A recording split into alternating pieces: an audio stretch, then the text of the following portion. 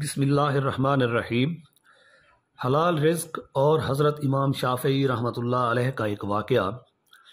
امام شافعی رحمۃ اللہ علیہ کا محبوب اور محترم نام ہم سب نے سنا ہے۔ وہ اپنے زمانہ کے نامور ترین مفسرین، محدثین اور فقہائے اسلام میں سے ہیں۔ اسلامی تاریخ کیا معنی انسانی تاریخ کے صفحے اول کے چند قانونی دماغوں میں سے ایک ہیں۔ اگر انسانی تاریخ کے 10 بہترین قانونی دماغوں کی کوئی فہرست بنائی جائے تو امام شافعی رحمۃ اللہ علیہ لازماً ان میں سے ایک ہوں گے۔ انہوں نے عالم انسانیت کو اصول فقہ کا علم دیا۔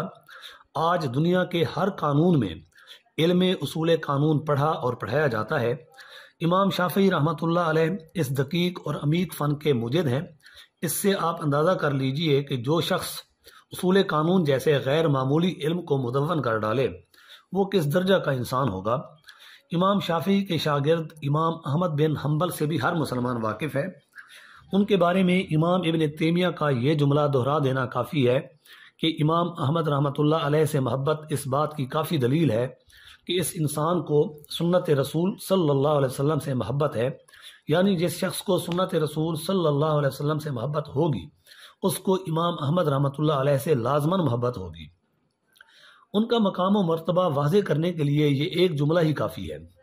امام احمد کی زندگی غیر معمولی طور پر عبادت اور انابت اللہ کی سرگرمیوں میں گزرتی تھی۔ وہ اس معاملہ میں اپنے زمانہ میں ضرب المثل تھے کہ ان کے دن علم حدیث کی تدریس میں اور ان کی راتیں مصلے پر کھڑے ہو کر زار و قطار رو کر گزرا کرتی تھیں۔ لیکن جب بھی عبادت سے فارغ ہوتے تو یہ دعا کرتے کہ اے اللہ امام شافعی رحمۃ اللہ علیہ کی عمر میں برکت عطا فرما۔ ان کا اپنا بیان ہے کہ میں نے گزشتہ 30 سال میں کوئی ایک نماز بھی ایسی نہیں پڑھی جس میں میں نے امام شافعی رحمۃ اللہ علیہ کے لیے دعا نہ کی ہو۔ امام احمد بن حنبل رحمۃ اللہ علیہ کی ایک ننھی سی بچی تھی جو یہ سوچا کرتی تھی کہ میرے والد اتنی غیر معمولی عبادت کرتے ہیں کہ دنیا ان کی عبادت کو ضرب المثل سمجھتی ہے۔ وہ کہتی کہ آخر اس سے زیادہ کیا عبادت ممکن ہے کہ دن مسجد میں حدیث پڑھانے میں گزرے اور راتیں مصلے پر کھڑے ہو کر رونے میں۔ ان دو مشاغل کے علاوہ میرے والد کو کسی چیز سے غرض نہیں ہے۔ وہ یہ بھی سوچا کرتی کہ امام شافعی رحمۃ اللہ علیہ جن کے لیے میرے والد ہر وقت دعا کرتے ہیں آخر وہ کس درجہ کے انسان ہوں گے اور آخر ان کی عبادت گزاری کس درجہ اور کس شان کی ہوگی۔ امام شافعی رحمۃ اللہ علیہ قاہرہ میں رہتے تھے اور امام احمد بن حنبل رحمۃ اللہ علیہ بغداد میں رہا کرتے تھے۔ قاہرہ اور بغداد کا فاصلہ اتنا تھا کہ اگر آپ اس زمانہ کے لحاظ سے دیکھیں تو ملاقات کی بھی کوئی صورت نہیں تھی۔ اتفاق ایسا ہوا کہ امام شافعی رحمۃ اللہ علیہ کا پیغام امام احمد رحمۃ اللہ علیہ کو ملا کہ میں بغداد آنا چاہتا ہوں، اس لیے کہ بغداد میں فلاں محدث کے علم میں ایک حدیث ہے اور میں ان سے براہ راست اس حدیث کو سننے کے لیے آنا چاہتا ہوں۔ ان کی عمر اتنی ہو گئی ہے کہ مجھے خطرہ ہے کہ وہ دنیا سے چلے نہ جائیں، چنانچہ ان سے ایک روایت سننے کے لیے انہوں نے قاہرہ سے بغداد کا سفر اختیار کیا۔ اس زمانے میں نہ ریل گاڑیاں ہوتی تھیں اور نہ جہاز ہوتے تھے، لیکن قافلے چلا کرتے تھے اور قافلوں کو منظم کرنے والے ہوتے تھے۔ جیسے آج کل ٹریول ایجنٹ ہوتے ہیں، انہیں جمال کہا جاتا تھا۔ وہ ایک شہر سے دوسرے شہر تک کارواں لے کر جایا کرتے تھے۔ تنہا سفر کرنا مشکل ہوتا تھا، راستے میں نہ کھانے کا انتظام ہے، نہ پانی ہے اور نہ سرائے۔ البتہ پورا کارواں جب چلے گا تو 400-500 افراد پر مشتمل ہوگا۔ وہ اپنا انتظام بھی کرے گا اور کھانے پینے کا بندوبست بھی اسی کے ذمہ ہوگا اور راستہ میں اپنی حفاظت کا انتظام بھی وہی کرے گا۔ اس لیے لوگ بہت پہلے سے قافلے میں بکنگ کرا لیا کرتے تھے۔ اعلان ہو جاتا تھا کہ فلاں تاریخ کو قافلہ روانہ ہوگا، جسے جانا ہو وہ پیسے جمع کرا دے اور قافلہ میں شامل ہو کر روانہ ہو جائے۔ چنانچہ امام شافعی رحمۃ اللہ علیہ نے بھی اپنے کرائے کے پیسے جمع کروائے اور قافلے کے ساتھ روانہ ہو گئے۔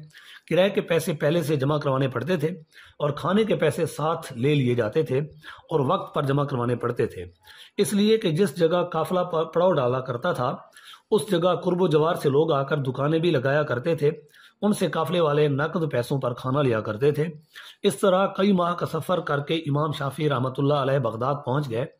قیام امام احمد بن حنبل کے ہاں ہی ہوا۔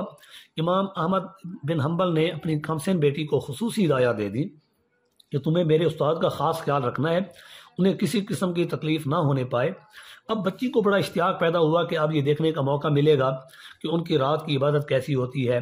امام شافعی رحمۃ اللہ علیہ نے عشاء کی نماز مسجد میں جا کر ادا کی اور واپس آ کر آرام کی غرض سے بستر پر لیٹ گئے۔ اب بچی تھوڑی تھوڑی دیر میں اپنے والد کے کمرے کا دروازہ کھول کر دیکھتی کہ وہ مصلے پر کھڑے ہیں اور رو رہے ہیں۔ پھر امام شافعی کے کمرے کا دروازہ کھول کر دیکھتی کہ وہ بستر پر دراز ہیں اور سو رہے ہیں۔ اس کو خیال ہوا کہ شاید آج سفر سے آئے ہوئے ہیں، تھکن کی وجہ سے سو گئے ہیں، شاید تہجد میں اٹھیں گے، لیکن امام شافعی تہجد میں بھی نہیں اٹھے، فجر کی اذان پر بھی نہیں اٹھے۔ جب امام احمد بن حنبل رحمۃ اللہ علیہ نماز فجر کے لیے مسجد جانے لگے تو انہوں نے آواز دی کہ حضرت جماعت تیار ہے، تشریف لے چلیے۔ امام شافعی رحمۃ اللہ علیہ نے چادر اتار کر پھینکی اور ان کے ساتھ مسجد روانہ ہو گئے۔ بچی حیرانی سے یہ تمام منظر دیکھ رہی تھی اور سوچ رہی تھی کہ معلوم نہیں کیا معاملہ ہے، ویسے تو میرے والد کے بھی شیخ اور استاد ہیں، مگر تمام رات سوتے رہے، صبح کو فجر کی نماز کے لیے وضو کیے بغیر ہی مسجد میں چلے گئے اور وضو کا پانی جوں کا توں رکھا رہا۔ آخر میرے والد ان کے کس عمل کی وجہ سے ان کے اتنے قائل ہیں کہ ہر وقت ان کے لیے دعا کرتے رہتے ہیں۔ امام احمد رحمۃ اللہ علیہ سنت کے مطابق فجر کے بعد مسجد میں بیٹھے رہے اور ذکر کرتے رہے۔ سورج نکلنے کے بعد اشراق کے نوافل ادا کر کے گھر واپس آئے کہ مسنون طریقہ یہی ہے۔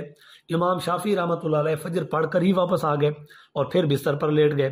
جب ناشتہ لگ گیا اور انہیں ناشتہ کے لیے بلایا گیا تو وہ دوبارہ چادر پھینک کر ناشتہ کے لیے آ کر بیٹھ گئے۔ اب یہ بچی دیکھتی تھی کہ اس کے والد ہمیشہ سے بہت تھوڑا کھاتے ہیں۔ اس نے شاید یہی سنا تھا کہ بزرگ بہت تھوڑا کھاتے ہیں، لیکن امام شافعی رحمۃ اللہ علیہ کو دیکھا کہ انہوں نے خوب ڈٹ کر ناشتہ کیا۔ اس کو یہ خیال ہوا کہ اگر یہ واقعی بزرگ ہیں تو ان کے اندر یہ باتیں کیوں ہیں، اور اگر ان کے اندر یہ باتیں ہیں تو پھر یہ بزرگ کس طرح ہیں۔ اسی اثناء میں امام احمد رحمۃ اللہ علیہ نے استاد گرامی سے پوچھا کہ رات آرام سے گزری، ٹھیک طرح سے سو گئے تھے؟ امام شافعی نے جواب دیا کہ رات تو اللہ تعالیٰ کے فضل سے آرام سے گزری، مگر میں سویا ایک لمحہ کے لیے بھی نہیں۔ انہوں نے پوچھا کیا وجہ ہوئی؟ امام شافعی نے جواب دیا کہ رات جب تم نے عشاء کی نماز پڑھائی تو تم نے یہ آیت تلاوت کی وَإِن كَانَ ذُو عُسْرَةٍ فَنَاظِرَةٌ إِلَىٰ مَيْسَرَةٍ۔ یہ سورہ بقرہ کی آخری آیات میں سے ہے۔ اس میں کہا گیا ہے کہ اگر مقروض تنگ دست ہو تو اس وقت تک مہلت دی جائے جب تک اسے خوشحالی نصیب نہ ہو جائے۔ امام شافعی رحمۃ اللہ علیہ نے فرمایا کہ اس آیت مبارکہ کو سن کر میرے ذہن میں یہ بات آئی کہ اس آیت سے تو اسلامی قانون افلاس نکلتا ہے۔ پھر میں نے غور کیا تو میرے ذہن میں یہ خیال آیا کہ اس قانون افلاس کی بنیاد اخلاقی اصول پر ہے۔ پھر مجھے خیال آیا کہ اس سے تو یہ حکم بھی نکلتا ہے، اس کے بعد خیال آیا کہ اس سے تو فلاں حکم بھی نکلتا ہے۔ وہ بیان کرتے گئے اور امام احمد رحمۃ اللہ علیہ سنتے گئے۔ پھر انہوں نے کہا کہ جب میں 108ویں مسئلے پر پہنچا تو تم نے مجھے فجر کی نماز کے لیے آواز دے دی۔ اب جا کر بچی کو معلوم ہوا کہ امام شافعی کی ایک رات میرے والد کی ہزاروں راتوں کے اوپر بھاری ہے، اس لیے کہ اس کے والد جو کچھ کر رہے ہیں اپنی ذات کے لیے کر رہے ہیں، اور امام شافعی جو کچھ کر رہے ہیں وہ پوری امت کے لیے ہے، اور امت آج تک ان کے اس کام سے استفادہ کر رہی ہے۔ مسلمانوں میں آج قریباً 40-45 کروڑ انسان ہیں جو امام شافعی کی تعبیرات اور اجتہادات کے مطابق دین کی تعلیمات پر عمل کر رہے ہیں۔ ان کے یہ اثرات تو آج بھی ہمارے سامنے ہیں۔ سوال کا دوسرا حصہ اگرچہ موضوع سے متعلق نہیں ہے، لیکن بچی کے دل میں یہ بھی خیال تھا کہ یہ زیادہ کیوں کھاتے ہیں۔ ہو سکتا ہے کہ آپ کے ذہن میں بھی سوال پیدا ہوا ہو۔ امام احمد رحمۃ اللہ علیہ نے ان سے پوچھا کہ آپ کا سفر کیسا گزرا؟ امام شافعی نے کہا کہ سفر میں تھوڑی سی پریشانی رہی، اس لیے کہ جب میں قاہرہ سے روانہ ہوا تو میرے ساتھ پیسوں کی جو تھیلی تھی درہم اور دینار کی وہ راستے میں گم ہو گئی۔ اب میرے سامنے دو ہی صورتیں تھیں، ایک تو یہ کہ قاہرہ واپس چلا جاؤں اور دوبارہ پیسوں کا انتظام کر کے آؤں، اس عرصہ میں یہ قافلہ نکل جاتا اور جس محدث کی خدمت میں جا رہا ہوں وہ چراغ ساری ہیں، نہ معلوم کب گل ہو جائے۔ دوسری صورت یہ تھی کہ اللہ کا نام لے کر روانہ ہو جاؤں کہ جو ہوگا دیکھا جائے گا۔ میں نے اس دوسری صورت پر عمل کرنے کو ترجیح دی۔ میرے قافلے کے ساتھیوں نے میری بہت عزت اور خدمت کی، لیکن مجھے ان کی آمدنی پر بہت زیادہ اعتماد نہیں تھا کہ جائز ہے یا ناجائز ہے۔ اس صورت میں شریعت کا حکم یہ ہے کہ جب انسان کی جان پر بن جائے تو مشکوک آمدنی میں سے بقدر ضرورت کھا سکتا ہے۔ اس لیے میں نے تیسرے چوتھے دن ان سے بقدر ضرورت کھانا قبول کیا اور پورے 6 ماہ کے سفر میں شکم سیر ہو کر کھانا نہ کھا سکا۔ آج پہلی مرتبہ مجھے حلال اور جائز کھانا ملا۔ دوسرے یہ کہ میں نے ہمیشہ یہ محسوس کیا کہ حلال رزق میں ایک خاص نور ہوتا ہے جس کا اندازہ دسترخوان پر بیٹھ کر ہی ہو جاتا ہے۔ آج تمہارے دسترخوان پر بیٹھ کر مجھے جتنا نور نظر آیا اتنا کسی اور دسترخوان پر کبھی نظر نہیں آیا تھا، اس لیے میں نے آج اس نور سے خوب استفادہ کیا۔ ان کی اس بات سے بچی کے دوسرے سوال کا جواب بھی مل گیا۔ امام شافعی رحمۃ اللہ علیہ بہت سے ائمہ فقہ میں سے ایک امام فقہ تھے، اور ان کی طرح کے اللہ تعالیٰ نے سینکڑوں ائمہ فقہ پیدا کیے تھے۔ انہوں نے ایک رات میں قرآن مجید کے 3 الفاظ سے 108 مسائل کا استنباط کیا۔ کتنے فقہاء نے کتنے مسائل قرآن مجید سے نکالے ہوں گے، اس کا اب کچھ نہ کچھ اندازہ آپ میں سے ہر شخص کر سکتا ہے۔ حاصل واقعی ہمارے اندر جو دین کا جذبہ نہیں ہے اور دین کی خاطر میلان نہیں ہے، جبکہ ہم جانتے ہیں کہ دین برحق ہے اور آخرت برحق ہے اور ہمیں آخرت کی طرف متوجہ ہونا چاہیے، پھر بھی دل اس طرف نہیں آتا، اس کی وجہ یہ ہے کہ ہماری غذا میں مشتبہ غذا کا بڑا دخل ہے۔